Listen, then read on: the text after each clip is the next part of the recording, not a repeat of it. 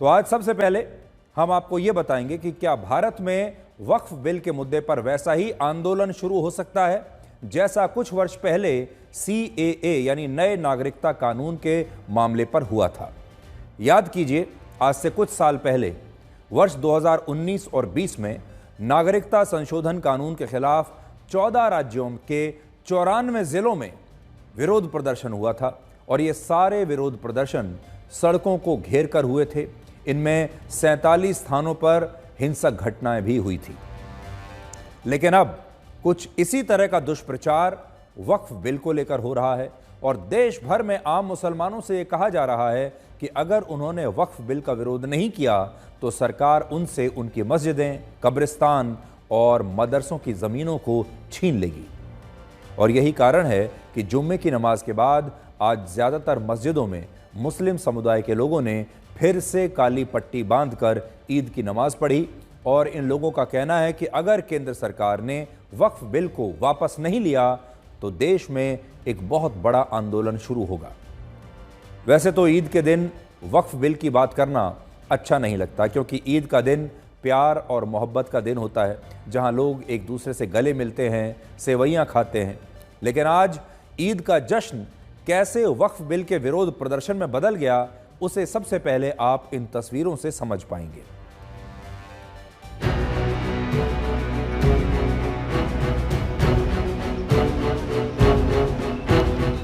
जी, ये जो वक्त वोट का जो बिल है उसको मतलब रद्द करना है हमें, इसके लिए ये बांधी गई है। ये हमारे बड़ों का ऐलान हुआ है कि बिल संशोधन जो है वक्फ का, उसके खिलाफ प्रोटेस्टेशन हुआ खामोशी से, तो इसलिए जो है हम लोगों ने काली पट्टी बांधी है। काली पट्टी बांध ये वक्फ बोर्ड का जो विधेयक केंद्र सरकार द्वारा लाया जा रहा है उसका विरोध हम लोग आज शांतिपूर्ण तरीके से भोपाल में ईदगाह की नमाज अदा करते हुए कर रहे हैं। तो ऐसे कई नमाजी आपको आज दिख जाएंगे जिन्होंने अपने हाथों में काली पट्टियां पहनी हुई हैं। करीब आपको बता दें कि 1 लाख के आसपास लोग जो है वो ईदगाह पे इकट्ठा हुए थे, लेकिन सभी ने काली पट्टियां नहीं पहनी हैं। कुछ लोग ऐसे हैं जो काली पट्टी पहन के आए हैं, जिन्होंने अपना विरोध यहाँ पे शांतिपूर्वक तरीके से जताया है।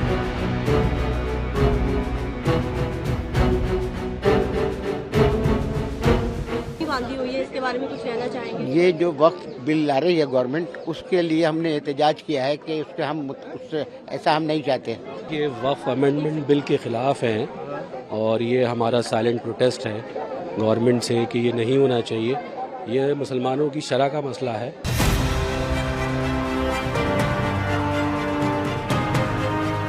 कुछ के देखेंगे आप, कुछ के जो काली पट्टी जो है, इनके हाथों में काली पट्टी भी बंधी है, कुछ के हाथों में, क्योंकि आपने देखा था अलविदा की नमाज में भी जो वक्फ बिल का विरोध था उसको लेकर था। और क्यों काली पट्टी बांधे आप लोग? ये वक्फ बोर्ड के लिए, वक्फ बिल के विरोध में जी, प्रोटेस्ट सभी लोग बांधे हैं। जी, सब लोग बांधे। आप भी बांधे काली पट्टी? जी। क्या कहा गया आप? यही बताया गया जो भाई बताइए।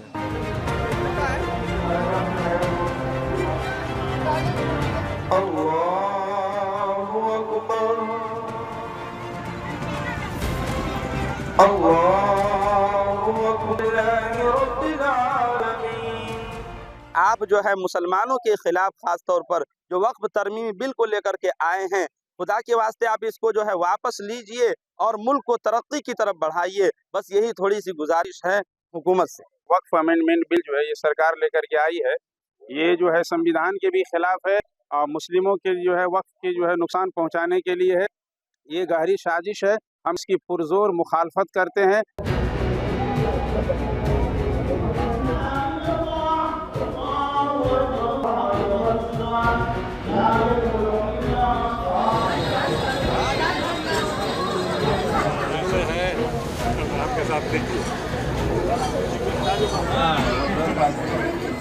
न केवल मुस्लिम समाज, तमाम जो धर्मनिरपेक्ष विचार के लोग हैं उनका है कि भाई ये एक धर्म विशेष पर एक हमला है। वक्फ की प्रॉपर्टी है, ये हमारे पूर्वजों की प्रॉपर्टी है, जिसको लोगों ने दान स्वरूप दिया था अपने कौम की भलाई के लिए। तो वो एक ज़माने से चला रहा है। सरकार नई केंद्र सरकार जो है वो चाहती है अपना हस्तक्षेप करके कि इस पे हम अपना अंकुश रखें।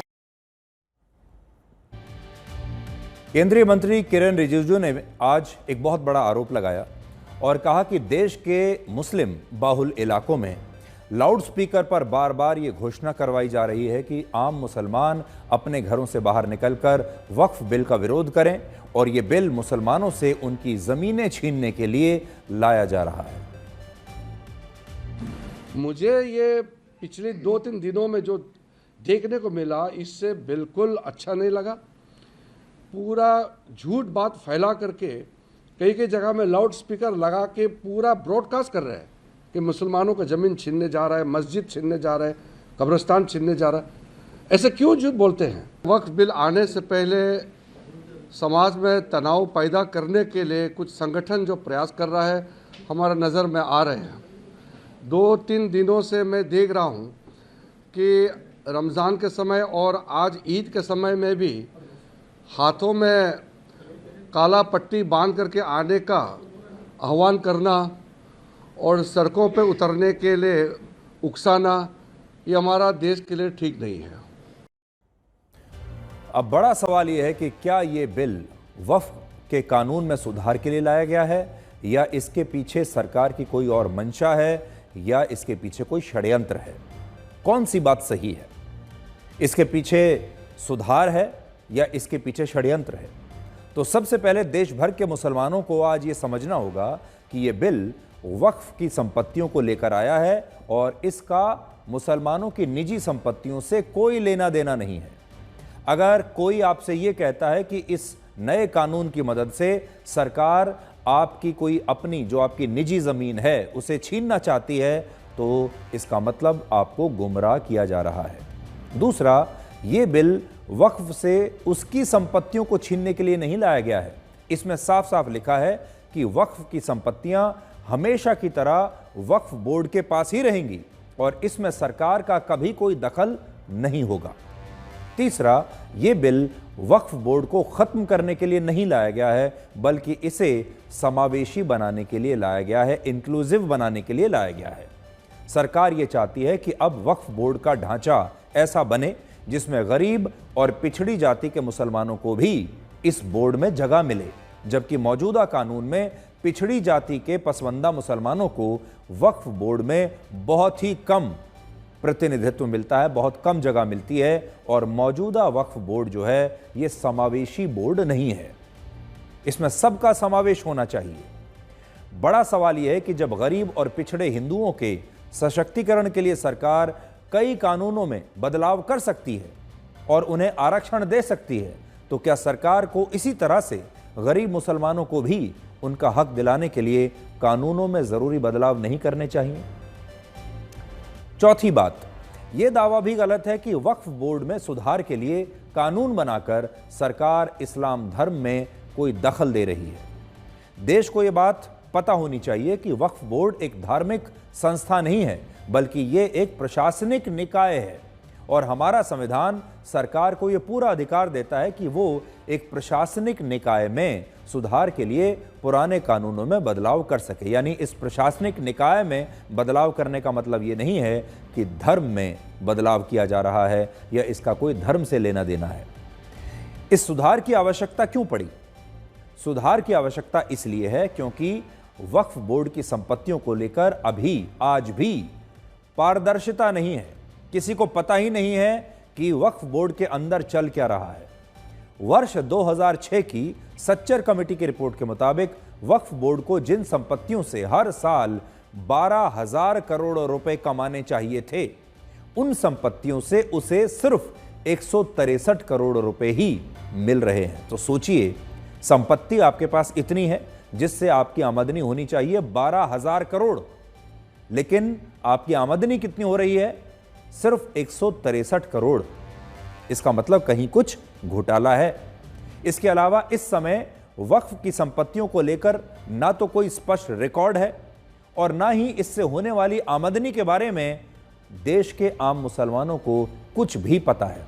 वक्फ बोर्ड में हो क्या रहा है, कितने पैसे आ रहे हैं, कितने जा रहे हैं, किस संपत्ति से कितना पैसा आता है, किसी को कुछ नहीं पता। और वक्फ बोर्ड उसके बारे में सही जानकारी देता भी है या नहीं, यह भी किसी को नहीं पता।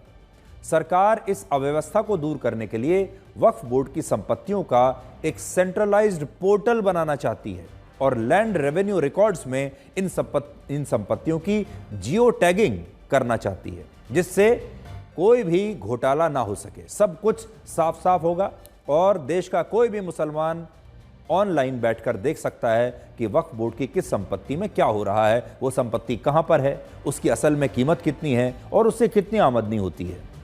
ये वो बदलाव हैं जिनसे वक्फ को पहले से ज्यादा पैसा मिलेगा और इस पैसे से गरीब और पिछड़े मुसलमानों की मदद हो पाएगी। लेकिन अभी इन्हीं गरीब मुसलमानों को गुमराह किया जा रहा है। पांचवी बात, इस्लाम धर्म में यह कहीं नहीं लिखा कि महिलाएं वक्फ बोर्ड का हिस्सा नहीं बन सकती।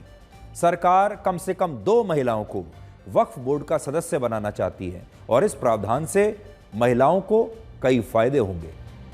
पहला, इससे वक्फ बोर्ड में मुस्लिम महिलाओं की आवाज पहुंचेगी और दूसरा, ऐसी व्यवस्थाएं समाप्त हो जाएंगी जिनसे महिलाओं के साथ नाइंसाफी होती आ रही है।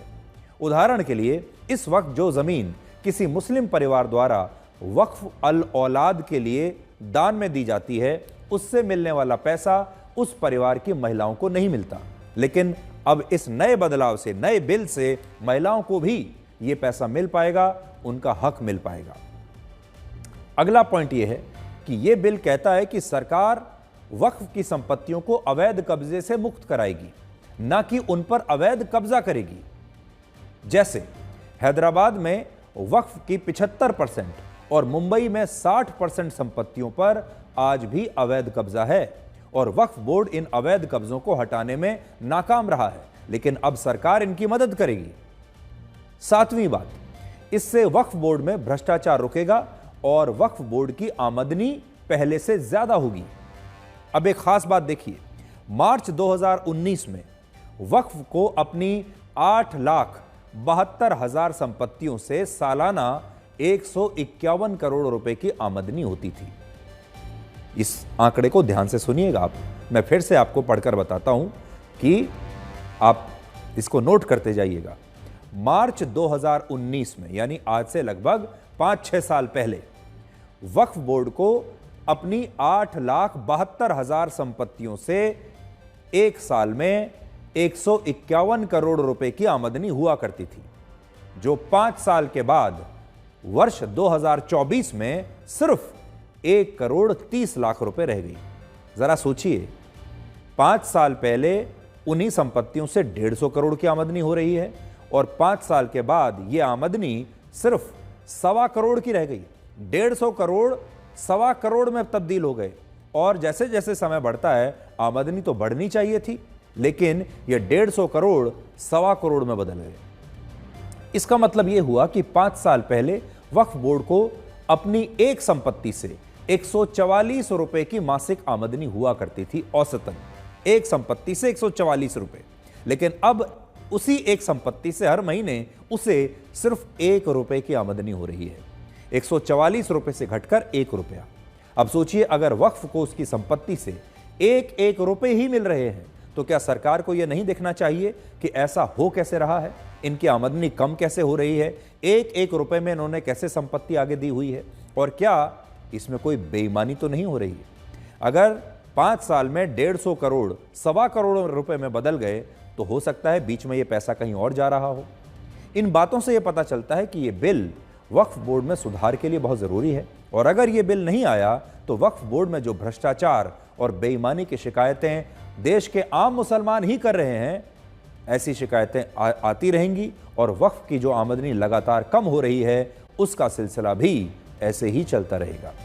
हालांकि यहाँ आपके मन में ये सवाल भी ज़रूर होगा कि जब इस बिल में सब कुछ ठीक ठाक है तो फिर देश के मुसलमान विरोध किस बात का कर रहे हैं। तो विरोध का प्रमुख कारण है सर्वे का प्रावधान। यह बिल कहता है कि अगर वक्फ बोर्ड किसी भी जमीन पर अपना दावा करता है तो विवाद होने की स्थिति में वक्फ की संपत्तियों का सर्वे जिले के कलेक्टर द्वारा किया जाएगा। हर जिले में आप जानते हैं एक कलेक्टर होता है, वो सरकारी अधिकारी होता है। तो अब जब भी विवाद होगा वक्फ बोर्ड की किसी संपत्ति पर तो उसका सर्वे करवाया जाएगा और वो सर्वे करेगा उस जिले का कलेक्टर। और अगर सर्वे रिपोर्ट में यह पाया जाता है कि जिस जमीन पर वक्फ ने अपना दावा किया है वो असल में उसकी नहीं है तो वो जमीन वक्फ की नहीं मानी जाएगी।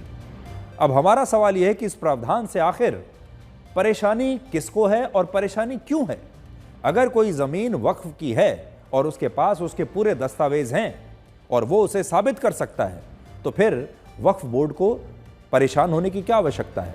और सोचिए, अगर कोई जमीन वक्फ की है ही नहीं, उसके पास ना कागजात हैं, उसके ना दस्तावेज हैं, ना वो साबित कर सकता है, तो फिर वक्फ को वो जमीन क्यों मिलनी चाहिए? और ये बात हम नहीं कह रहे, बल्कि ये बातें देश के मुस्लिम समुदाय की तरफ से ही उठ रही है। और अजमेर दरगाह के सैयद नसरुद्दीन चिश्ती ने इस बिल का पूरा समर्थन किया है, जबकि केरल के कैथोलिक बिशप काउंसिल ने भी केरल के सभी सांसदों को इस बिल के समर्थन में वोट देने की अपील की है। सूत्रों के मुताबिक 4 अप्रैल को बजट सत्र खत्म होने से 2 दिन पहले सरकार इस बिल को 2 अप्रैल को संसद में पेश कर सकती है। और सरकार ऐसी पार्टियों से समर्थन मांग रही है जो अभी किसी गठबंधन में नहीं है। मेरा मानना ही है कि वक्फ में अमेंडमेंट की जरूरत है। देखिए, वक्फ का मतलब ये कहते ये नहीं है कि लोग ये कह रहे हैं कि मस्जिदें छीन जाएंगी, खानकाएं छीन जाएंगी, कब्रिस्तान छीन जाएंगी। ये कहना गलत है। हो सकता है कुछ सेक्शन से उनको प्रॉब्लम हो, ये ऐसे मत। ये डेमोक्रेसी का पार्ट है और सरकार को कोई जल्दबाजी नहीं है। सरकार ने बहुत तसल्ली से इस बिल को लाई थी। सरकार ने बाकायदा जेपीसी में ये बिल दिया। जेपीसी ने बहुत पेशेंटली सबको सुना है और उसके बाद में अब ये बिल पेश करने जाएंगे। मुझे पूरा यकीन है कि ये बिल आने के बाद में वक्फ के मैटर में ट्रांसपेरेंसी आएगी और उसकी प्रॉपर्टी को प्रोटेक्ट होंगी। जो कैथोलिक के पादरी होते हैं, केवल अपना रिलीजियस और एजुकेशन से ही ताल्लुक़ रहता, कोई सियासत से नहीं। तो उन्होंने साफ इस बिल को पढ़ा, हमारी रिपोर्ट को पढ़ा और उनको लगता है कि ये वक्फ के बेहतरी के लिए है। डिस्प्यूट ख़त्म होगा। केरल की सैकड़ों साल पुरानी चर्च को कह दिया वक्फ है, नई पार्लियामेंट को कह दिया वक्फ है, ईडन गार्डन को कहीं कह दिया वक्फ है। तो ये विवाद ख़त्म होगा, इसलिए वो अपील कर रहे हैं। बड़ी संख्या में मौलाना भी इसका मदद कर रहे हैं। अजमेर के कमेटी के वो कोई भी हों, चेयरमैन हों या केरला के ये क्रिश्चियन रिलीजियस लीडर हों, क्या सरकार को नज़र नहीं आ रहा कि देश के अंदर 99.9% मुसलमान इसकी मुखालफत कर रहा है? क्या सरकार को नज़र नहीं आ रहा कि देश का सारा विपक्ष इसके खिलाफ खड़ा है? क्या सरकार को नज़र नहीं आ रहा कि मुसलमान लगातार प्रोटेस्ट कर रहा है? कि एक क्रिश्चियन और एक मुसलमान आदमी खड़ा करके आप ये साबित करना चाहते हैं कि वक्फ का कानून जो आप ला रहे हैं वो सही है? वक्फ बिल जो आ रहा है, ज़्यादातर देश के दल उसके खिलाफ हैं। बड़े पैमाने पर राजनीतिक दल इसकी खिलाफत करेंगे। समाजवादी पार्टी भी इस बिल के विरोध करती है। सदन में जब आएगा इसका विरोध होगा। भारतीय जनता पार्टी के जितने भी अभी तक के फैसले हुए हैं, जो संविधान बदलने के या इस तरह के जो बड़े फैसले लिए हैं, उससे जनता को लाभ नहीं पहुंचा है। तो बड़ी जानकारी आपके लिए यह है कि सरकार इसे 2 अप्रैल को संसद में पेश करेगी, इस नए वक्फ बिल को। और राजनाथ सिंह और किरण रिजिजू, इन दोनों को ये जिम्मेदारी सौंपी गई है कि ये देश के बाकी के जो बड़े बड़े दल हैं, छोटे दल हैं, बाकी दलों से बात करें और इस पर एक आम सहमति बनाएं। और मोदी सरकार के जो दूसरे मंत्री हैं वो भी अभी इस काम में लगे हुए हैं कि वक्फ बिल को लेकर एक आम सहमति बनाने की कोशिश की जाए। आप इंतज़ार कर रहे होंगे कि हम आपको ईद पर एक दूसरे को गले लगने की और ईद की सेवइयाँ खिलाने की तस्वीरें कब दिखाएंगे। तो हमें ये कहते हुए आज दुख हो रहा है कि आज ईद के मौके पर हमारे देश में जश्न से भी ज़्यादा उपद्रव और हंगामा हुआ है और राजनीति हुई है। सबसे पहले ईद की नमाज पर वक्फ बिल का विरोध करने के लिए बड़ी संख्या में मुसलमान काली पट्टी बांधकर आए और इसके बाद जब ईद की नमाज खत्म हुई तब अलग अलग राज्यों और शहरों में फिलिस्तीन के मुद्दे पर विरोध प्रदर्शन किए गए और ईद के मौके पर भारत में फिलिस्तीन के झंडे लहराए गए। तो ईद का तो ऐसा दिन है जब प्यार मोहब्बत की बात होती है, लोग एक दूसरे से गले लगते हैं, सेवइयां खाते हैं। आज के दिन राजनीति नहीं होनी चाहिए थे, लेकिन आज अगर आप देखें तो काली पट्टी बांधी गई वक्फ बिल का विरोध करने के लिए और बहुत सारी जगहों पर हमारे देश में, भारत के शहरों में फिलिस्तीन के मुसलमानों के लिए विरोध प्रदर्शन हो रहे हैं या फिर फिलिस्तीन के झंडे आज ईद के दिन लहराए जा रहे हैं। अब आप ये देखिए, दूसरी तस्वीर देखिए कि फिलिस्तीन के जिन मुसलमानों के लिए भारत में ईद के मौके पर मस्जिदों के बाहर धार्मिक नारेबाजी हो रही है, फिलिस्तीन के झंडे लहराए जा रहे हैं, उन मुसलमानों ने, फिलिस्तीन के मुसलमानों ने आज अपनी ईद कैसे मनाई, जरा ये देखिए। अब जो तस्वीरें आप देख रहे हैं ये उत्तरी गाजा की हैं, जहां मुसलमानों ने नष्ट हो चुकी, ध्वस्त हो चुकी एक मस्जिद के मलबे पर बैठकर ईद की नमाज पढ़ी। लेकिन ना तो इन मुसलमानों ने कोई विरोध प्रदर्शन किया है, ना कोई नारेबाजी की है, और लोगों ने बड़ी शांति से खुशी खुशी आज ईद का त्योहार मनाया। सबसे बड़ी बात यह है कि गाजा के ये मुसलमान ये भी नहीं कह रहे थे कि भारत में वक्फ बिल लागू नहीं होना चाहिए। भारत के मुसलमान तो जरूर ये बात कर रहे हैं कि फिलिस्तीन के मुसलमानों का मुद्दा उठना चाहिए और वक्फ बिल लागू नहीं होना चाहिए। भारत में फिलिस्तीन के झंडे लहराए जा रहे हैं ईद के मौके पर, तो क्या फिलिस्तीन के मुसलमान भी कहीं ये विरोध प्रदर्शन कर रहे हैं कि भारत में वक्फ बिल नहीं आना चाहिए? वहां के मुसलमानों ने अपनी ईद कैसे मनाई और वो भारत की ईद से कैसे अलग है, जरा देखिए। और आज जितने कष्ट में फिलिस्तीन के मुसलमान हैं, जितने कष्ट में, बुरे दिनों में इस समय गाजा के मुसलमान हैं, उससे ज्यादा बुरे दिन तो किसी के हो नहीं सकते। लेकिन उनकी ईद भी देख लीजिए। आज ईद के मौके पर देश के अलग अलग राज्यों में हिंसक झड़पें भी हुई हैं, और ये हिंदू मुसलमानों की सांप्रदायिक झड़पें नहीं थी, बल्कि ये मुसलमानों के ही साथ हुई झड़पें थी।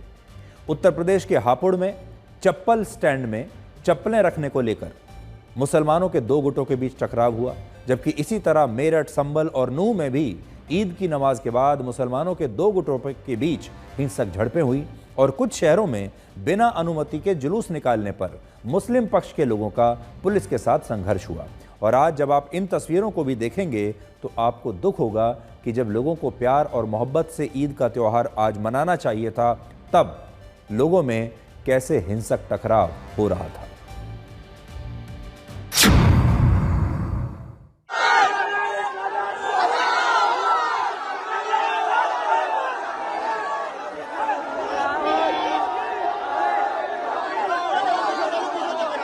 नमाज पढ़ने के लिए आए थे, उनको रुक दिया पुलिस के हाथ से जाती है। क्या हो गया था, पूरा मामला बताइए। मामला हम तो नमाज पढ़ने आए थे 6:30 बजे, हमने 7:30 बजे असेंबली करके चौराहे पर रोक दिया। अच्छा। आगे नहीं बढ़ने दिया। क्या कह दिया? ये कह दिया ईदगाह भर गई है।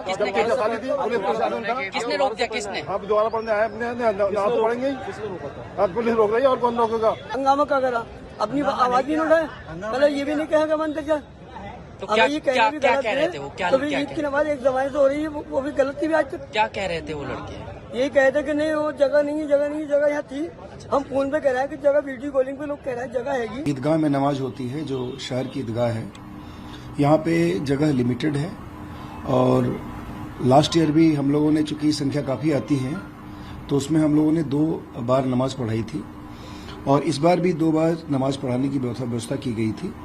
और जो पहली नमाज चल रही थी उसी समय कुछ लोग यहाँ पे आए, उनका ये कहना था कि हम जल्दी उसी में नमाज पढ़ना चाहते हैं। कुछ नवयुवक थे, उनका ये मन था कि बहुत जल्दी नमाज से फारिग हो जाएं, और इसलिए वो लोग यहाँ पे आके, कुछ 10-15 और लोग थे जिनको ये कहना था कि नहीं हम लोग अभी नमाज अभी पढ़ेंगे। उनको समझा बुझा करके उनको रोक लिया गया था कि दूसरी बार नमाज करा दी जाएगी, और दूसरी बार में उनकी नमाज करा दी गई है। सब लोग वापस चले गए।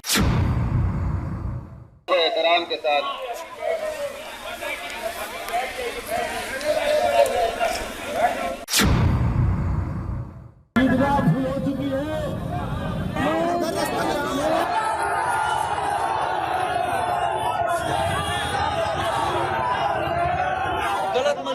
कह रहे भैया सारे लोग हैं, बस अगर आप क्या बंद करो आपका चल रहा है सर, बस आप कोई बात नहीं इसमें। हमारा सहयोग आपके साथ है ना, हम सहयोग दे रहे हैं ना आपको। अंकल जी जास्ती है सरकार की तरफ। नहीं सर, हम आपका सहयोग कर रहे हैं, इसी माने कोई ऐसी बात नहीं है। हम तो आपको सहयोग कर रहे हैं खुद। हाँ बैठो भाई, चलो बैठो, बैठ जाओ।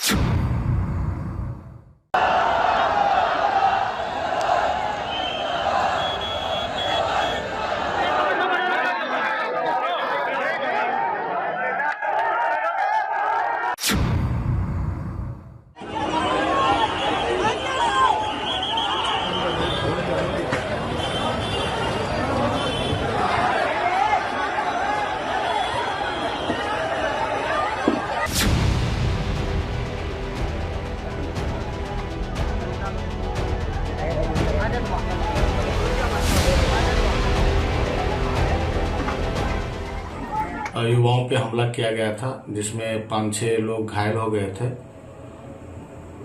थाना पे PR बॉन्ड बना के उनको छोड़ दिया गया था। आज चैती नवरात्रा का कलश यात्रा निकला था, उस पे समुदाय विशेष लोगों के द्वारा हमला कर दिया गया। जब वहाँ से सारा क्रियाक्रम करके जब लोग लौट रहे थे तो एक समुदाय विशेष के लोग जो है उनके द्वारा ये बताया गया कि कोई मुर्गा है जिसको कि दूसरे समुदाय के लोगों ने डंडे से मार दिया है। विवाद का प्रारंभ इसी बात से हुआ। उस बात को लेके ही कुछ बाताबाती हुई दोनों पक्ष में और जिसके फलस्वरूप आपस में मारपीट हुआ। फिर कुछ रोड़ेबाजी भी दोनों तरफ से की गई। इन हिंसक घटनाओं पर आपको तब और ज्यादा हैरानी होगी जब आप रमज़ान और ईद के सही अर्थ को समझेंगे। रमज़ान इस्लामिक कैलेंडर का 9वां महीना है और मुसलमानों का मानना है कि इसी महीने में इस्लाम की पवित्र धार्मिक पुस्तक कुरान की पहली आयतें पैगंबर मोहम्मद साहब पर अवतरित हुई थी। इस महीने को पवित्र माना जाता है और इस दौरान सभी मुसलमान रोज़ा रखते हैं, दान देते हैं, दया और धैर्य दिखाते हैं। और जब यह महीना समाप्त होता है और इसके अगले महीने की पहली तारीख आती है तो इस दिन ईद का त्यौहार मनाया जाता है, जिसे ईद उल फित्र कहते हैं। इसका मतलब होता है रोज़ा तोड़ना और इस दौरान सभी मुसलमान फितरा यानी दान अदा करते हैं जो गरीबों की मदद के लिए दिया जाता है। लेकिन कुछ लोगों ने इस मौके पर हमारे देश में क्या क्या किया आप इन तस्वीरों में देख चुके हैं। ईद के साथ सलमान खान का नाम अब जुड़ चुका है। फिल्म स्टार सलमान खान वो कोशिश करते हैं कि ईद के आसपास, ईद के दिन वो अपनी कोई नई फिल्म अपने फैंस को भेंट करें। इस बार उन्होंने अपनी नई फिल्म रिलीज़ की है ईद के मौके पर और आज अब आपको सलमान खान की ईद दिखाते हैं। आज मुंबई में 59 वर्ष के सलमान खान ने अपने घर की बालकनी में आकर, उनकी बालकनी में जो बुलेट प्रूफ शीशा लगाया गया है, आज उस शीशे के पीछे से उन्होंने अपने फैंस को ईद की बधाई दी है। और आप नोट कीजिए, ये वही बालकनी है जहां 3 महीने पहले उनकी सुरक्षा के लिए बुलेट प्रूफ शीशे लगाए गए हैं। पहले सलमान खान बालकनी में आया करते थे और अपने फैंस को वो ईद की बधाई देते थे, लेकिन अब इस बार की जो ईद है वो बुलेट प्रूफ शीशे के पीछे से उन्हें ये बधाई देनी पड़ रही है अपने फैंस को। ये तस्वीरें आज उन्होंने खुद पोस्ट की हैं सोशल मीडिया पर।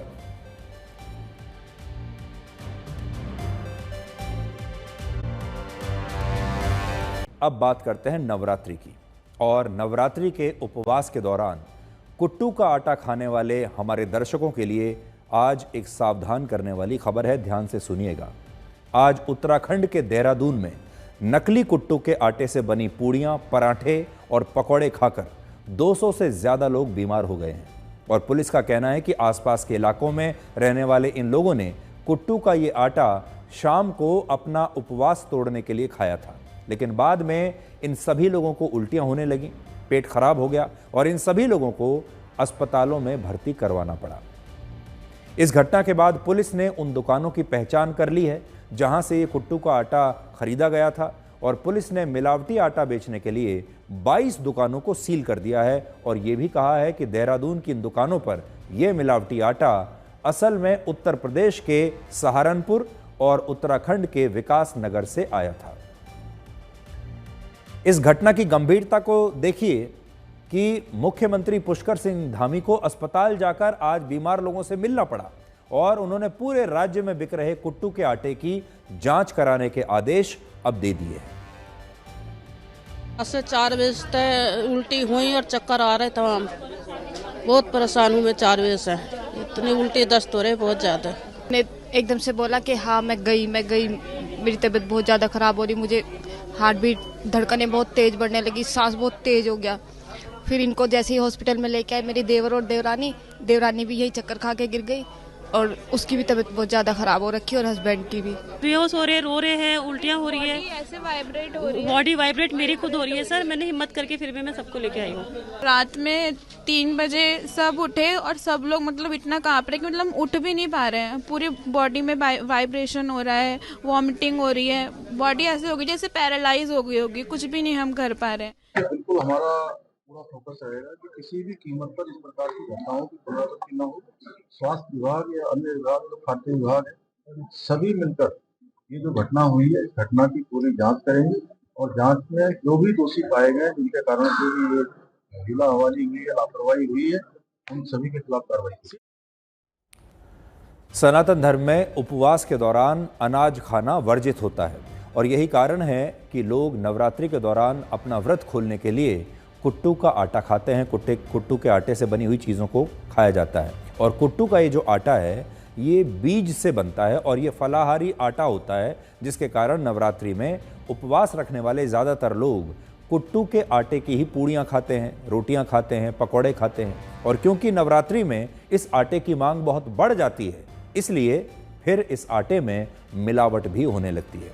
तो आप सोचिए, हमारे देश में कुछ लोग ऐसे भी हैं जो पैसा कमाने के लिए कुट्टू के आटे में मिलावट कर रहे हैं और उपवास रखने वाले लोगों के साथ भी धोखा कर रहे हैं। इसके अलावा इस आटे में मिलावट करने से जो है, आपने देख लिया होगा, बहुत मोटा मुनाफा होता है।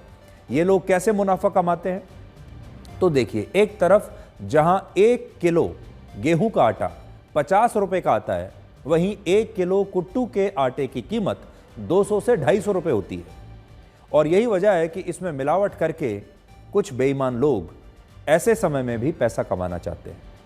पहले इस कुट्टू के आटे में चॉक पाउडर मिलाकर इसका वजन बढ़ा दिया जाता है, फिर इसमें कुछ मात्रा में मिट्टी भी मिला दी जाती है और लकड़ी का बुरादा भी कुछ लोग मिलाते हैं और इस तरह 60 से 70 रुपए का 1 किलो मिलावटी आटा 200 से 250 रुपए में बेचा जाता है और यहीं से ये बेईमान लोग अपना मुनाफा कमाते हैं। इसके अलावा कुट्टू का आटा सामान्य तापमान में 1.5 से 2 महीने के अंदर खराब हो जाता है, जिसकी वजह से खराब हो चुके आटे को भी कई बार बाजार में दोबारा बेच दिया जाता है और ग्राहकों को यह बताया ही नहीं जाता कि ये आटा पुराना है और ख़राब हो चुका है। ये आटा लोग नवरात्रि के दिनों में ज़्यादा इस्तेमाल करते हैं, इसलिए वो इस पुराने और मिलावटी कुट्टू के आटे में अंतर नहीं कर पाते, क्योंकि पूरे साल वो इसका इस्तेमाल नहीं करते। अब आपको ये बताते हैं कि आप मिलावटी और ख़राब हो चुके कुट्टू के आटे से खुद को कैसे बचा सकते हैं। ध्यान से हमारी ये बात सुन लीजिएगा। पहला, असली कुट्टू के आटे का रंग गहरा भूरा होता है, गहरा डार्क ब्राउन होता है। लेकिन अगर कुट्टू के आटे में किसी भी तरह की मिलावट होती है या वो ख़राब है तो उसका रंग बदल जाता है और फिर इसका रंग हो जाता है हल्का हरा। दूसरी बात, आटा अगर गूंदते समय बिखर रहा है या ज़्यादा चिकना होता है तो समझ जाइए कि इसमें अरारोट मिलाया गया है और ये मिलावटी आटा है। तीसरी बात, आप पानी से कुट्टू के आटे में मिलावट की पहचान भी कर सकते हैं। इसके लिए 1 गिलास पानी में 1 चम्मच आटा डालकर छोड़ दीजिए और अगर ये आटा नीचे बैठ जाता है और बाकी की चीज़ें ऊपर आ जाती हैं तो ये नकली और मिलावटी आटा है। अगर आप पैकेट वाला आटा खरीद रहे हैं तो उस पर ISI मार्क ज़रूर देखें और आप इंटरनेट पर उस आटे की पैकेजिंग से असली पैकेजिंग को मिलाकर भी देख सकते हैं। एक और बात आप सबसे हम आज ये कहना चाहेंगे, जब भी आप बाज़ार में जाते हैं और कहीं से भी किसी भी दुकान से कोई मिलावटी सामान या नकली सामान गलती से आप खरीद कर ले आते हैं तो ज़्यादातर लोग सिर्फ इतना ही करते हैं कि दुकानदार के पास जाकर या तो उसे वापस करने की कोशिश करते हैं, पैसे अपने वापस ले लेते हैं या एक्सचेंज करा लेते हैं और या फिर उस सामान को फेंक देते हैं, लेकिन शिकायत कभी नहीं करते। आज हम आपसे ये कहना चाहते हैं कि जब भी कोई मिलावटी सामान आपके घर में आए, कोई ख़राब क्वालिटी का सामान अगर घर में आए तो आप अपने इलाके में उसकी शिकायत ज़रूर कीजिए, उस दुकान की शिकायत कीजिए, उस दुकानदार की शिकायत कीजिए। अगर आपने किसी रेहड़ी वाले से कोई सामान ख़रीदा है तो उसकी भी शिकायत आप ज़रूर कीजिए। अब हम 31 दिसंबर और 1 जनवरी को नए साल का जश्न मनाने वाले तमाम लोगों को ये याद दिलाएंगे कि असल में हिंदू नव वर्ष कल से शुरू हो चुका है, लेकिन क्या आपने अभी तक एक दूसरे को नए साल की शुभकामनाएं दी हैं। सबसे पहले आप 1 जनवरी के शो का हमारा ये अंश देखिए। ये हमने आपको 1 जनवरी 2025 को ये बात बताई थी, जिसमें हमने आपसे कहा था कि जब 30 मार्च को हिंदू नववर्ष शुरू होगा तब हम देखेंगे कि कितने लोग हमारे देश में ऐसे हैं जो हिंदू नववर्ष की शुभकामनाएं एक दूसरे को देते हैं। देखिए, पूरा भारत अंग्रेजों के कैलेंडर के हिसाब से नए साल का जश्न मना रहा था। बड़ी संख्या में लोग दफ्तरों से छुट्टी लेकर अपने काम को छोड़कर यह जश्न मनाने के लिए बाहर निकले हैं। अब बड़ी चुनौती ये होगी कि 30 मार्च 2025 को, जब सनातन धर्म के हिसाब से, सनातन धर्म के कैलेंडर के हिसाब से जब नया साल शुरू होगा, विक्रम संवत कैलेंडर जो हमारा है, जब हमारा नया साल शुरू होगा 30 मार्च 2025 को, तब कितने लोग बाहर निकलकर इसका जश्न मनाते हैं, तब आपको कितने व्हाट्सएप मैसेजेस मिलते हैं, तब कितने लोग आपको फ़ोन करके नए साल की शुभकामनाएं देते हैं, ये ज़रा देखने की बात होगी। इसलिए 30 मार्च भी ज़्यादा दूर नहीं है। 30 मार्च को एक बार फिर हम इसका विश्लेषण आपके लिए करेंगे। लेकिन जो तस्वीरें अभी हमने आपको दिखाई थोड़ी देर पहले, बात वहीं पर आती है। ये सारे लोग जो आपको दिख रहे हैं, ये शायद नंबर बदलने की वजह से, साल बदलने की वजह से किसी चमत्कार का इंतज़ार कर रहे हैं। तो ये बात हमने आपको 1 जनवरी 2025 को कही थी। आप देखते हैं कि 31 दिसंबर की रात और 1 जनवरी के दिन आपके व्हाट्सएप पर, आपके सोशल मीडिया पर लगातार सैकड़ों हज़ारों मैसेजेस आते होंगे हैप्पी न्यू ईयर के। आपको नए साल की बहुत बहुत शुभकामनाएं आपके दोस्त देते होंगे और आप भी सबको देते होंगे। लेकिन हिंदू वर्ष के हिसाब से नया साल तो कल शुरू हुआ है। आज नए साल का पहला दिन होना चाहिए था। आपने कितने लोगों को नए साल की शुभकामनाएं दी हैं और आपको कितने लोगों ने आज नए साल की शुभकामनाएं भेजी हैं? आपने क्या नए साल का कोई जश्न मनाया है कल से लेकर अब तक? क्या वैसी ही पार्टी की है जैसी 31 दिसंबर की रात को की थी और 1 जनवरी को की थी? जब हिंदू नव वर्ष शुरू हो रहा है कल से और आज से, इस बार आप छुट्टी लेकर वेकेशन पर नहीं गए कि परिवार और दोस्तों के साथ नया साल मना सके? किसी ने कुछ नहीं किया। अब आप खुद सोचिए, क्या हमारे देश के लोगों ने हिंदू नववर्ष का जश्न उसी तरह से मनाया है जिस तरह से आप सब ने 31 दिसंबर या 1 जनवरी को मनाया था? हिंदू नववर्ष की शुरुआत चैत्र महीने के शुक्ल पक्ष की पहली तिथि से होती है और इस बार यह तिथि 30 मार्च को आई है और हिंदू कैलेंडर वर्ष 2082 में अब प्रवेश कर चुका है। ये जो इस समय आप जिस वर्ष में प्रवेश कर रहे हैं कल से, यह है वर्ष 2082 और ये अंग्रेजी कैलेंडर से 57 वर्ष आगे है। इस कैलेंडर को विक्रम संवत कैलेंडर कहते हैं और इसकी पहली तिथि कई वजहों से बहुत खास होती है। मान्यता है कि भगवान ब्रह्मा ने इसी दिन सृष्टि की रचना की थी और इसी दिन 4 युगों में से पहले युग सतयुग की शुरुआत हुई थी। इसी दिन भगवान श्री राम का राज्याभिषेक हुआ था। इसी दिन भगवान विष्णु के पहले मत्स्य अवतार प्रकट हुए थे। इसी दिन महर्षि दयानंद सरस्वती ने आर्य समाज की स्थापना की थी और इसी दिन से चैत्र नवरात्रि की भी शुरुआत हुई थी। 1 जनवरी को मनाए जाने वाले हैप्पी न्यू ईयर के मुकाबले हिंदू नववर्ष कहीं ज़्यादा प्रासंगिक है। 1 जनवरी को जब नया साल मनाया जाता है तब तारीख के सिवा कुछ नहीं बदलता। मौसम की जो प्रकृति होती है वो एक जैसी रहती है, वही सर्दियों का मौसम रहता है। दिसंबर और जनवरी की ठंड में कोई बदलाव नहीं आता।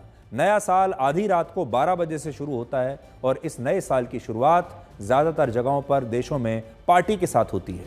लेकिन हिंदू कैलेंडर में नया साल सूर्य की पहली किरण के साथ शुरू होता है और तब मनाया जाता है, रात में शुरू नहीं होता।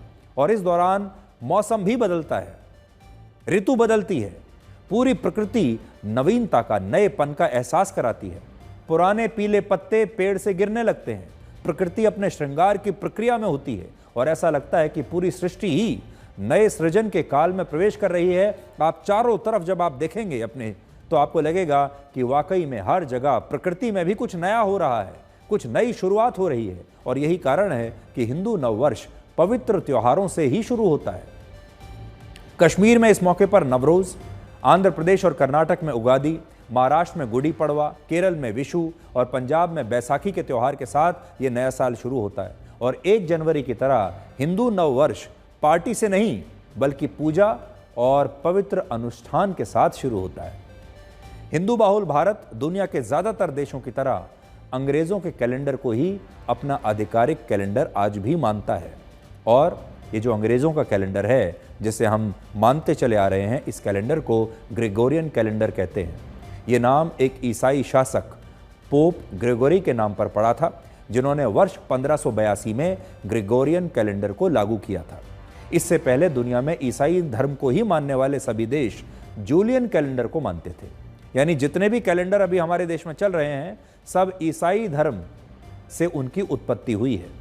भारत के हिंदू विक्रम संवत कैलेंडर का पालन किया करते थे बहुत पहले, और मुस्लिम देश हिजरी कैलेंडर का उस समय पालन किया करते थे। लेकिन अंग्रेजों के भारत में आने के बाद हमारा देश अपने मूल कैलेंडर को भूल गया और हमने भी अंग्रेजों के इस ग्रेगोरियन कैलेंडर को ही अपना असली कैलेंडर मान लिया। हालांकि यहां हम मुसलमानों की ये तारीफ जरूर करना चाहते हैं आज, क्योंकि भारत समेत दुनिया के ज्यादातर मुसलमान आज भी 1 जनवरी की बजाय अपने हिजरी कैलेंडर के हिसाब से ही नया साल मनाते हैं। और इसीलिए आपने देखा होगा दुनिया भर में इस्लाम को मानने वाले जो लोग हैं वो 31 दिसंबर और 1 जनवरी को नया साल नहीं मनाते। वो अपने इस्लाम धर्म के हिसाब से जो उनका कैलेंडर है तब नया साल मनाते हैं। एक अनुमान के मुताबिक दुनिया के 190 करोड़ मुसलमानों में से कम 100 करोड़ से ज्यादा मुसलमान आज भी 1 जनवरी को नया साल नहीं मनाते, जबकि भारत के भी 21 करोड़ मुसलमानों में से लगभग 8 से 10 करोड़ मुसलमान 1 जनवरी को नए साल का जश्न नहीं मनाते और इसे वो इस्लाम विरोधी मानते हैं। और कई मुस्लिम देशों में 1 जनवरी को नया साल का जश्न मनाने पर प्रतिबंध है, नया साल नहीं मनाया जाता। लेकिन भारत के 116 करोड़ हिंदू 1 जनवरी को ही अपना नया साल मनाते हैं और हिंदू नव वर्ष को शायद काल्पनिक या पिछड़ी हुई बात मानते हैं, अंधविश्वास मानते हैं। और बहुत सारे लोगों को लगता है कि हिंदू नव वर्ष जैसा कुछ होता ही नहीं है, ये तो अंधविश्वास की बात है। तो हम आज आपसे ये कहेंगे कि हिंदू नव वर्ष के बारे में थोड़ी जानकारी हासिल कीजिए। हमने कोशिश की आज आपको बताएं। इसके अलावा आप खुद भी अपनी रिसर्च कर सकते हैं और हिंदू नव वर्ष जो है उसे फॉलो करना शुरू कीजिए। एक ज़माना था जब लोग कहते थे कि मैंने ये खबर अखबार में पढ़ी है। उसके बाद टीवी का दौर आया और लोग कहने लगे कि हमें ये जानकारी टीवी पर हमने देखी है, हमने आपको टीवी पर देखा है, हमने टीवी में ये बात देखी है, और उस पर वो यकीन कर लिया करते थे। पहले कहते थे अखबार में जो छप गया वही सही है, फिर वो कहते थे कि हमारा जो प्राइमरी सोर्स ऑफ इंफॉर्मेशन है वो टीवी है, हमने टीवी पर देखा था। लेकिन अब टीवी का दौर भी खत्म हो रहा है। अब लोग कहते हैं कि हम आपको इंस्टाग्राम पर फॉलो करते हैं, फेसबुक पर फॉलो करते हैं या सोशल मीडिया पर फॉलो करते हैं, आपकी रील्स देखते हैं, वीडियो देखते हैं। पहले लोग कहते थे हमने आपको टीवी पर देखा है, हमने आपके बारे में अखबार में पढ़ा है, लेकिन अब कहते हैं कि हम आपको सोशल मीडिया पर फॉलो करते हैं। पहले की पीढ़ी केवल अखबार पढ़ती थी, इसके बाद की पीढ़ी टीवी देखने लगी और आज की पीढ़ी सोशल मीडिया यानी डिजिटल प्लेटफॉर्म्स पर लोगों को फॉलो करती है, उनके वीडियोस देखती है, खबरें देखती है। और यही वजह है कि पहली बार भारत में डिजिटल मीडिया ने कमाई के मामले में टीवी को पीछे छोड़ दिया है। फिक्की की एक नई रिपोर्ट ये कहती है कि वर्ष 2024 में भारत के मीडिया और एंटरटेनमेंट सेक्टर में डिजिटल मीडिया की कुल कमाई 80,000 करोड़ रुपए से ज्यादा थी, जो टीवी मीडिया के मुकाबले 12,000 करोड़ रुपए ज्यादा है। टीवी की कमाई वर्ष 2023 में 71,000 करोड़ थी, जो 2024 में घटकर 68,000 करोड़ रुपए रह गई है। इस ग्राफ में मैं बड़ी स्क्रीन पर आपको दिखाता हूं। अगर आप देखेंगे तो वर्ष 2022 से डिजिटल मीडिया का ग्राफ बहुत तेजी से ऊपर बढ़ा है। खास तौर पर यह वो समय है जो कोविड के बाद का समय है, जबकि टीवी का जो ग्राफ है वो लगातार नीचे आ रहा है। कमाई बढ़ने का मतलब यह है कि लोगों की रुचि टीवी से हटकर अब सोशल मीडिया पर है। इंस्टाग्राम, फेसबुक, यूट्यूब, नेटफ्लिक्स जैसे डिजिटल मीडिया प्लेटफॉर्म्स पर लोग कंटेंट देख रहे हैं और ये बात विज्ञापन देने वाली कंपनियों को समझ में आ गई है। पिछले 1 साल में डिजिटल मीडिया 17% बढ़ा है, वहीं टीवी सेगमेंट जो है वो 4.5% गिर गया है। डिजिटल मीडिया के बढ़ने का सबसे बड़ा कारण है स्मार्टफोन्स। हमारे देश के 40% लोग स्मार्टफोन का इस्तेमाल करते हैं और इसमें लोगों को सस्ता इंटरनेट भी अब मिल रहा है। भारत के करीब 56 करोड़ 20 लाख लोगों के पास मोबाइल फोन की एक छोटी सी स्क्रीन है, जिसमें उन्हें इंटरनेट के जरिए एंटरटेनमेंट और इंफॉर्मेशन सब मिलता है। आप फिल्म देखिए, सिनेमा देखिए, न्यूज़ देखिए।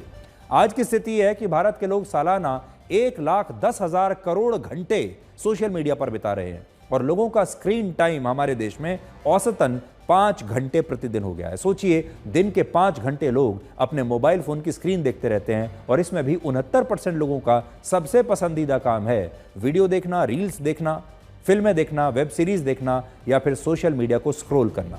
एक जमाना था जब टीवी और सिनेमा ने धर्मेंद्र, जितेंद्र, राजकुमार, राजेश खन्ना, अमिताभ बच्चन जैसे सुपरस्टार आपको दिए। फिर एक और युग आया जब सलमान खान, शाहरुख खान और अक्षय कुमार जैसे सुपरस्टार्स इस देश में आए।